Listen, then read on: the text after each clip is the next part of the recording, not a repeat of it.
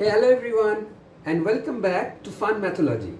Now, today's topic is decimals. Now, today we'll be starting a new chapter, chapter 6. Obviously, again, this will be a series, and this is the part 1 of the new series, decimals. Now, today we'll learn about the introduction to decimals. Now, what are decimals? And how decimals are connected to fractions? Is there any relationship between the decimal and fraction? We'll learn, and we'll also see what are the components of a decimal number. We'll also take up few real life examples of decimals, like in money measurements, etc. So we'll introduce today, students, to you the basic concept of decimals. Okay, so let's start. Now, have you ever seen numbers like 2.5, or on a measuring scale? I think you have. Okay, have you ever seen this kind of a number, 99.99 rupees on a price tag? I think you have seen. Also, when you visit a restaurant, when they give you a bill, there is like 200.23 paise. So you have seen, right? So what are these? So these are decimals, right? But what exactly do they mean? So let's find out in today's class, shall we? So let's come to the introduction. What are decimals? Now, decimals are used to represent parts of a whole number, right? So let's write parts of a whole number, right? So parts of a whole number. So parts of a whole number sounds familiar? Yes? So we have seen that in fraction, right? Means a decimal is a fraction written in a special form. So decimal is a fraction, but written in a special form, right? We'll see. The fraction part is separated by this is the fraction part separated by a dot. Fraction part is separated by a dot, right? Example, see, half is a fraction, we have seen, which can be represented as 0.5. Similarly, 1/4 is a fraction which can be represented as 0.25. So this is the fraction, and this is the decimal. So decimal is nothing but a different form of representation of fraction. So this is the decimal and this is the fraction. Got it? Now, how to do it will come later on.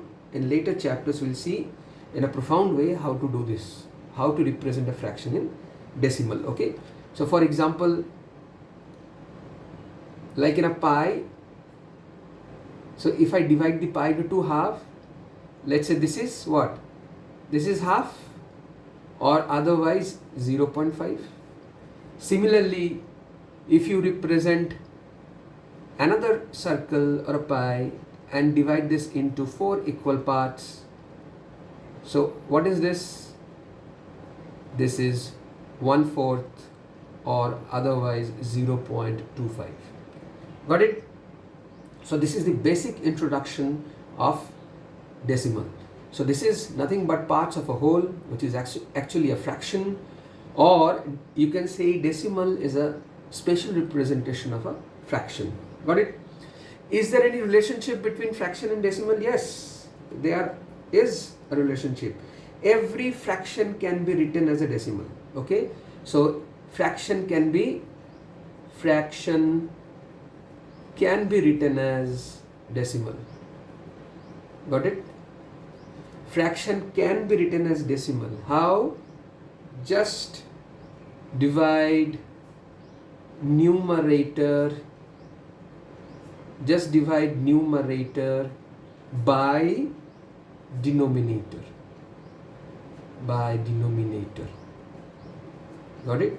So numerator 1, if you divide that by 2, you will get decimal. So fraction can be represented. Yes, there is a relationship between fractions and decimal. Fraction to decimal, how to do it? Divide numerator by denominator. We'll take a closer look later on in the other parts of the series how to do that. Okay, so for now, just remember there is a relationship between fraction and decimal. That is, fraction can be represented as decimal. How? You just need to divide the numerator by the denominator. How to do that? Later on we'll see. So see, half can be represented as 0.5, 1/4 can be represented as 0.25, 3/4 can be represented as 0.75, 1/10 can be represented as 0.1. Got it? So again, I'll just, for your reminder, how to divide we'll learn in the later lectures. Okay, so keep watching all my lectures. So in the later on lectures, we'll vividly will show how to convert fraction into decimal and vice versa, decimal into fraction. Okay, so let's come to the third aspect of today's lecture, introduction of decimal, that is components of a decimal number. Components of a decimal number. See, as we have seen, for example, 12.36. Okay, always write the point here, 12.36.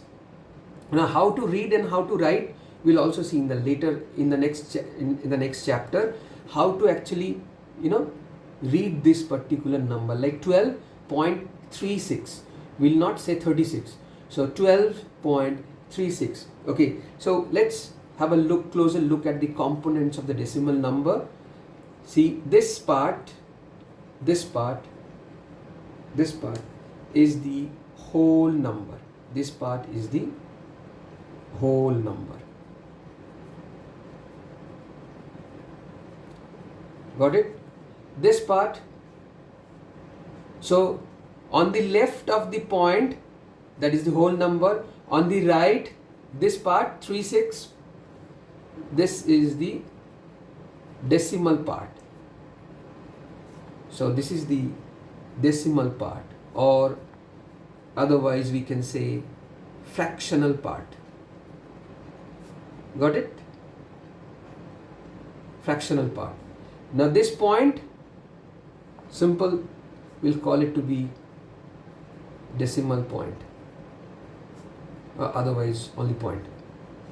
So we have three parts, three components of a decimal number.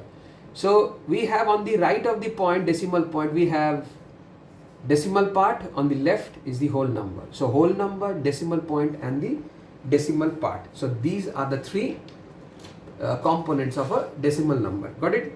So the decimal point, see, the decimal point separates the whole number and the fractional part or the decimal part. Got it? So remember, students, these are the three parts. So we need to remember. So we'll come to the last part of the lecture, today's lecture, that is real life application of decimal. So you have seen in many cases, like for in instance money, right? So you have seen to represent money in some cases like 5.50. So what does it mean? Means rupees 5 and 50 paisa or paise, 50 paise, right? So in case of money you have seen, right? In case of length, for example 2.5 centimeter, you have seen. In case of weight, you will see in weight, let's say 10.5 kg, right? Or in your exam marks, I think you remember. So for example 90.5, let's say. So these are all expressed in decimals. So decimals are everywhere. See students, decimals are everywhere, from your wallet, ruler, and also in your exam marks. Got it? So what have we learned today? So we have learned decimals are parts of a whole, and obviously there is a relationship between fractions and decimals. So decimals and fractions are connected and related, and obviously each decimal number has three parts: the whole number, the decimal point, and the decimal part. Got it? I hope you have followed today's lecture. So this is the basic concept of decimal that you have started today. As we go along, we'll see the different aspects of decimals. So in our next lecture, we'll learn how to read and write decimal numbers. So students, thanks for watching. Have a great day. We'll soon meet. Bye bye.